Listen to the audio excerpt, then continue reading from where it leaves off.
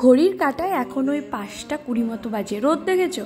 আমাদের ছাদ থেকে না একটা জিনিস দেখা যাচ্ছে, চলো তোমাদের দেখাই। ওই যে দূরে দেখতে পাচ্ছ, ওইটা কিন্তু ভুটান পাহাড়। আমাদের ছাদ থেকে খুব সুন্দরভাবে ক্লিয়ার ওয়েদার থাকলে কিন্তু পাহাড়টা একেবারে স্পষ্ট দেখা যায়। মাথার উপরে সূর্যি মামা উঠে পড়েছে। আজকে খুব সকাল সকাল ঘুম থেকে উঠেছিলাম। এদিকে শুভদীপ 6:30 নাগাদ স্কুলে চলে গেল।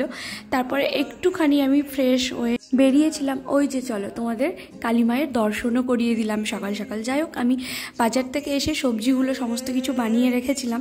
রান্নাবান্না করে রাখলে না অনেকটা বেশ এগিয়ে থাকে। তারপর আমি স্নান করে নিয়েছি। ভেবেছিলাম আজকে শাড়ি পরবো, কিন্তু প্রচণ্ড গরম, তাই আর শাড়ি টাড়ি পরিনি, একটা কুর্তি পরে নিলাম। তারপরে আমি এখানে চলে এসেছি আমার গনুদাদাকে সাজাতে। মানে ভালো করে প্রথমে গনুদাদাকে একটু আমি পরিষ্কার করে নিলাম। তারপরে সামনে বাড়ি মানে সামনের কাকিমার বাড়ি থেকে আমি ফুল এবং যেগুলো দেখছো ডেকোরেশনের সমস্ত কিছু নিয়ে এসেছি। আর এই পাতাগুলো না হচ্ছে জবা ফুলের পাতা।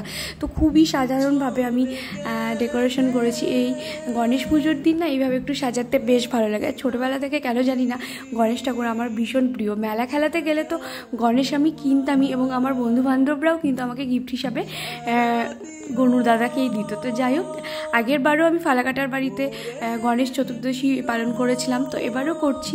সেরম জাঁকজমকভাবে সেরম কিছু না, তবে যেইটুকুনি করি মন থেকে করি। আর এই ফুলগুলো না ভারী সুন্দর লাগে দেখতে। তোমরা বলতে পারবে এই ফুলের নাম কি? তারপর এখানে আমি পুরোটা একেবারে সাজিয়ে নিয়েছি, দেখতে পাচ্ছ। আর বেলকুনি থেকে বেশ একটা ফটো ভিডিও তুলেছিলাম, বেশ ভালো লাগছিল।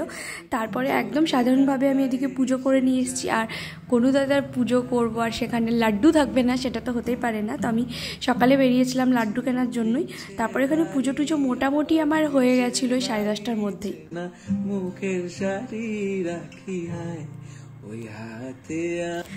আজকের এই ছোট্ট ডেকোরেশনটা তোমাদের কেমন লাগলো গনুদাদার অবশ্যই কমেন্টস করে আমাকে কিন্তু জানিও। আর তোমরা কে কে বাড়িতে গণেশ চতুর্দশী পালন করলে বা পুজো করলে অবশ্যই কমেন্টস বক্সে আমাকে ছবি শেয়ার করতে ভুলো না। তো চলো, আজকের ব্লগটা এইটুকুই। কেমন লাগলো অবশ্যই জানিও। সবাই খুব ভালো থেকো, সুস্থ থেকো, টাটা।